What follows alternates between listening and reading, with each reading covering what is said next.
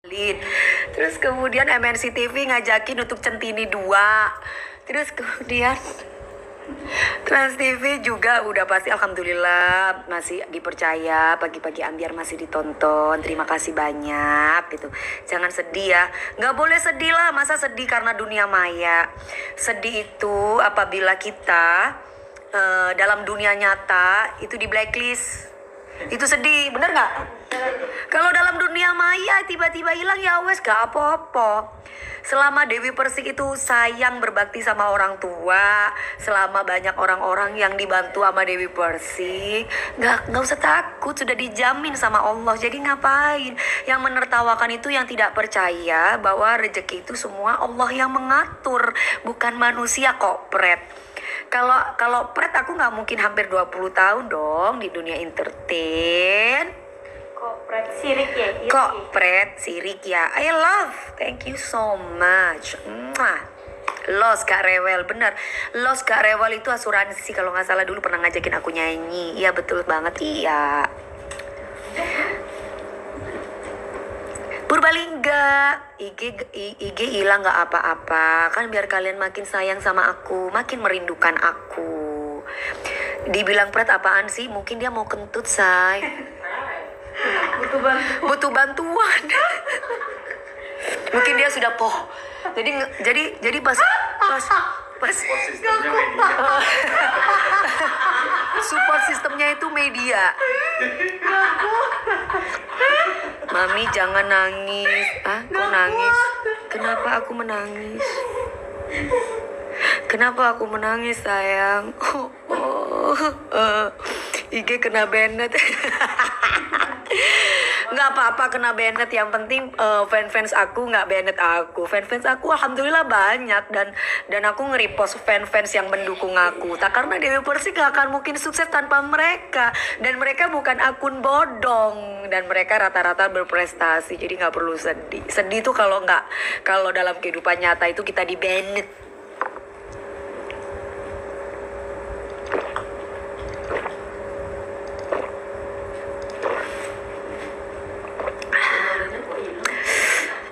Iya, alhamdulillah banyak fansnya aku. Terima kasih sayang, kamu juga cantik. NTT sukses, makasih, amin. Medan, hai Horas, baru tadi ya. Alisnya ini asli sayang, best mami, makasih. Nyanyi dong, nyanyi apa? Nyanyi apa sayang? Ini ada pisang goreng. Kamu udah nih? Mau? Bikin sendiri.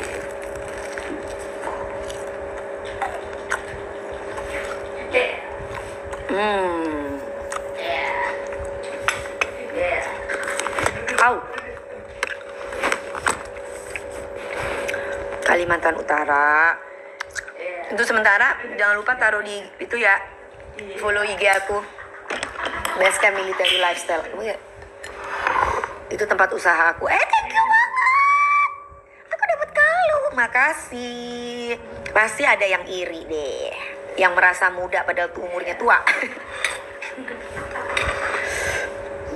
Jangan dimudah-mudahin, say. Ngaku aja kalau umur 30-an. Gitu, malu deh sosok imut-imut padahal udah tuwir. Umur kepala 3 itu udah mau kepala 3 udah tuwir itu. Diketawain sama anak yang lebih muda. Diketawain sama ponakanku umur 19 tahun ini umur 19 tahun ini. Nah, ini baru nih bocil ini. Ini 19 tahun ini baru bocil. Lagu Manado ntar aku apalin dulu ya sayang. Matiin. Kok nggak ada di lidah? Lagi libur semua sayang. Matiin. Dia dingin. Kalian dingin nggak? Dingin.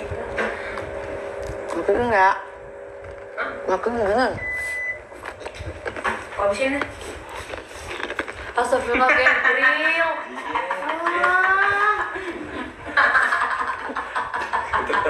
Mahal, bayar mahal.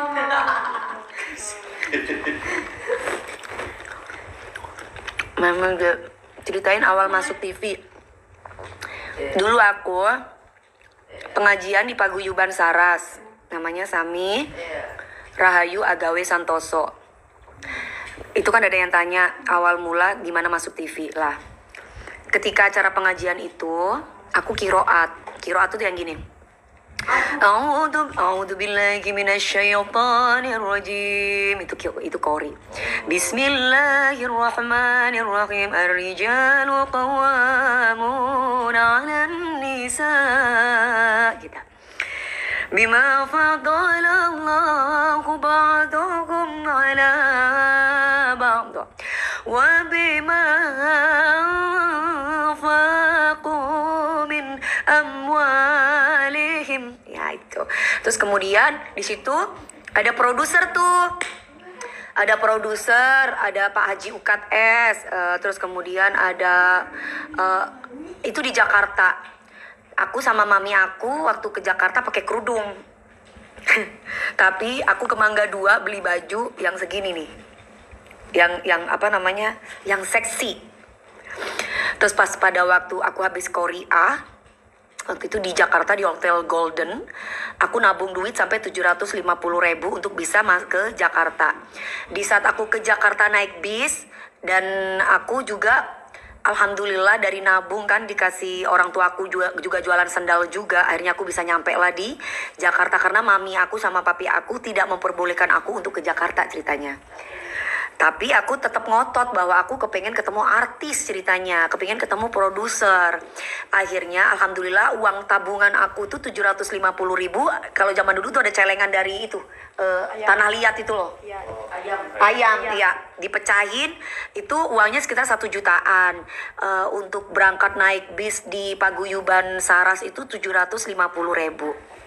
Akhirnya aku berangkatlah ke Jakarta sama mami aku.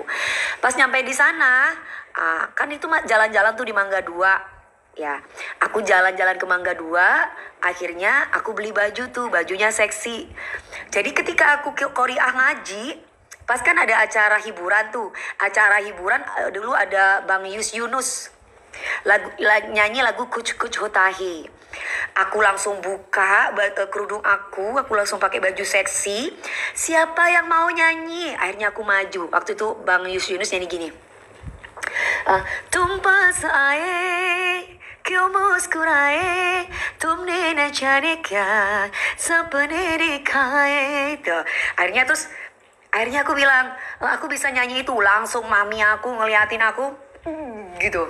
Marah gitu karena kan bayangin aku habis Korea terus kemudian aku langsung nyanyi India ceritanya. Habis dari situ aku dikontrak lah sama produser, yaitu Bapak Irwan Supargo namanya. Dikontrak dan aku ngekos.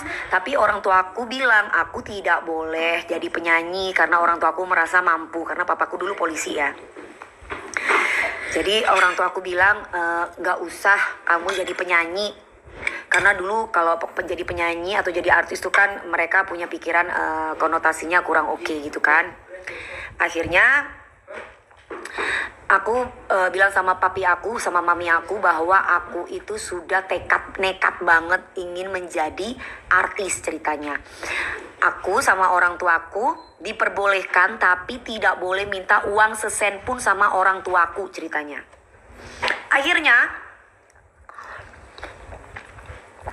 aku bilang, umur berapa waktu itu? Aku umur 17 tahun.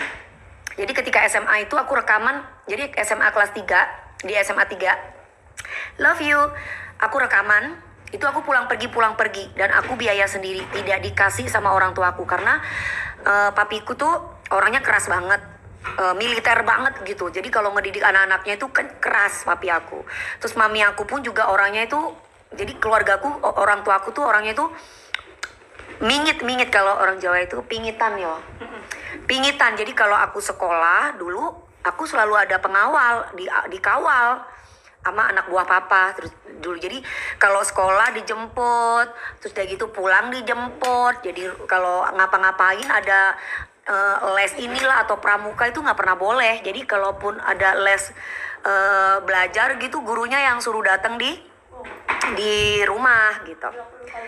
Terus pantesan kalau marah, papiku sih, papa sama aja, aku manggilnya papi ya papa sama aja. Terus kemudian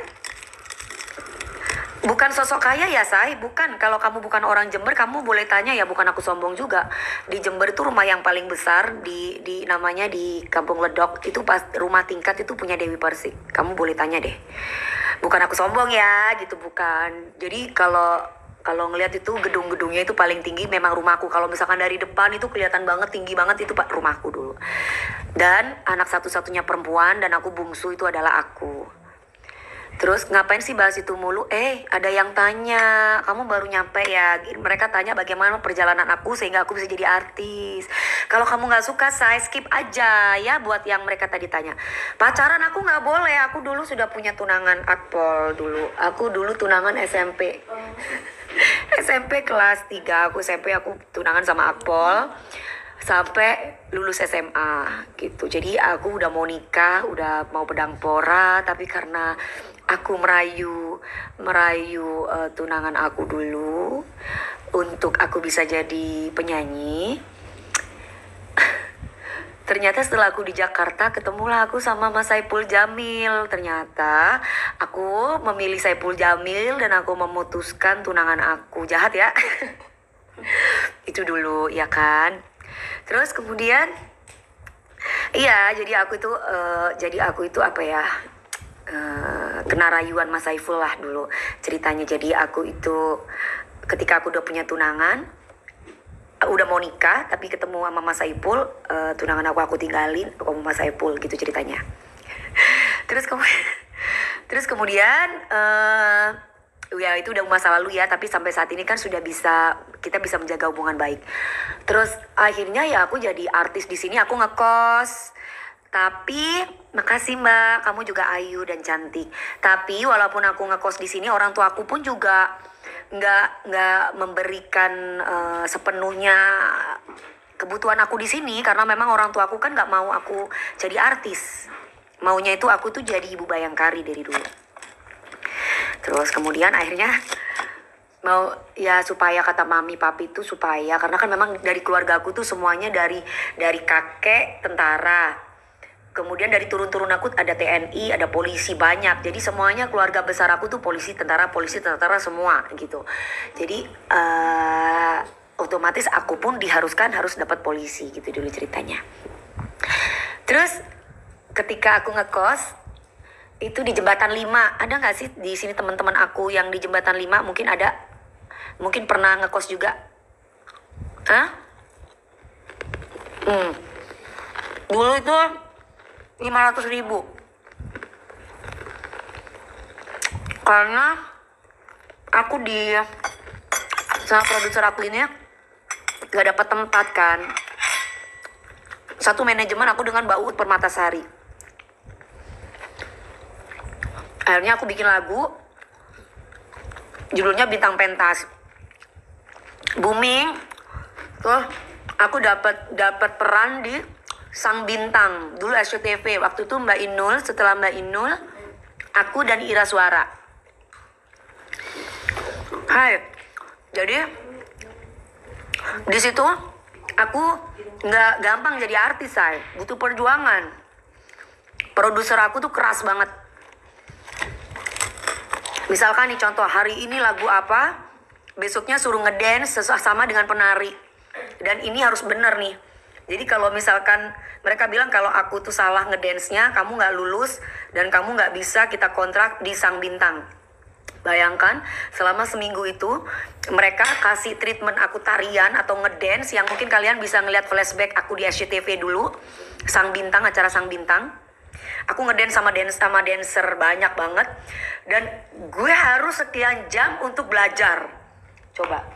Tapi mungkin ini sudah jalan aku. Tuhan kasih aku kecerdasan untuk mengingat. Sehingga aku cepet banget. Umur berapa ketika aku 18 tahun? 18 tahun lah. Ketika aku di Sang Bintang itu, aku langsung dikontrak sama Bapak Manoj Punjabi. Main sinetron. Namanya Mimpi Manis. Mimpi Manis itu 2 tahun. Setiap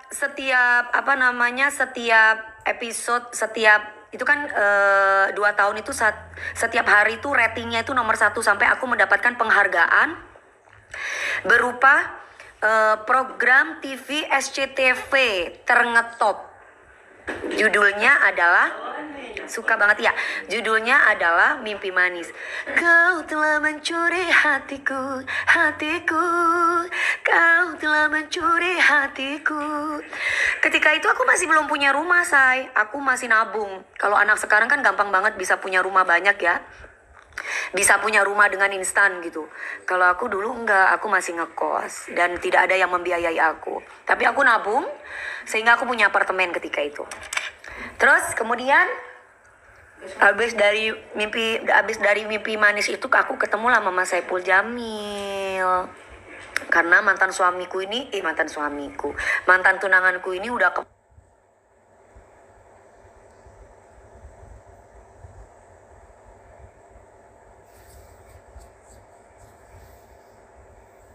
Mama Saipul Jamil.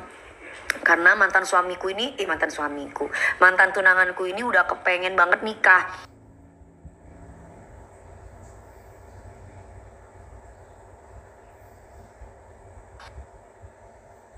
Mama Saipul Jamil.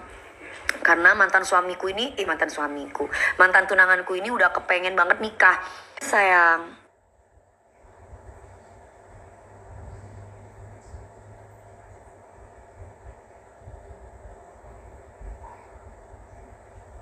Sayang.